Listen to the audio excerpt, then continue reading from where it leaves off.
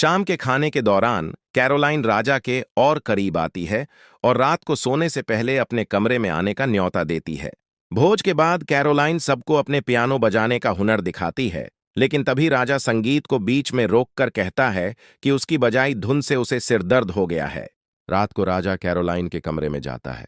वह कैरोलाइन का हाथ पकड़कर जबरदस्ती करता है और फिर उसे बिस्तर पर फेंक देता है। कैरोलाइन उसे रोकने की कोशिश करती है, लेकिन तुरंत माफी भी मांग लेती है। राजा उसे कपड़े उतारने और बिस्तर पर लेटने को कहता है और कमरे की मोमबत्तियां बुझा देता है। कुछ समय बाद कैरोलाइन राजा का ध्यान अपनी ओर खींचने में नाकाम रहती है। इसलिए राजा हर रात वेश्यालय जाने लगता है या फिर वेश्याओं को महल में बुला लेता है, बजाय इसके कि वह अपनी जवान बीवी के साथ वक्त बिताए। कुछ महीनों बाद राजा कैरोलाइन और उनके बच्चे के साथ यूरोप की लंबी यात्रा पर निकलता है।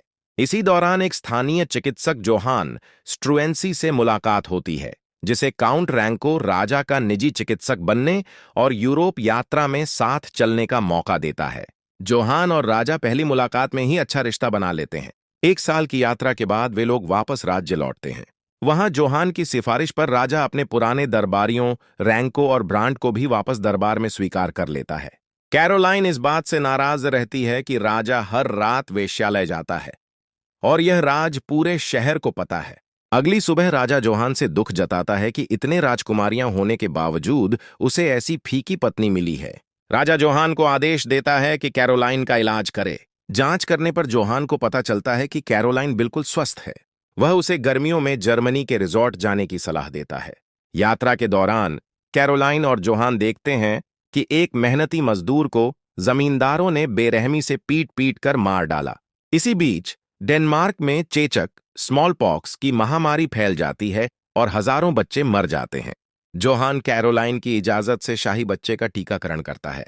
कैरोलाइन चाहती है कि पूरे राज्य में लोगों का टीकाकरण हो, लेकिन मंत्रिपरिषद संसाधनों की कमी बताकर इनकार कर देती है। जोहान राजा को समझाता है कि उसे जनता के लिए सुधार करने चाहिए।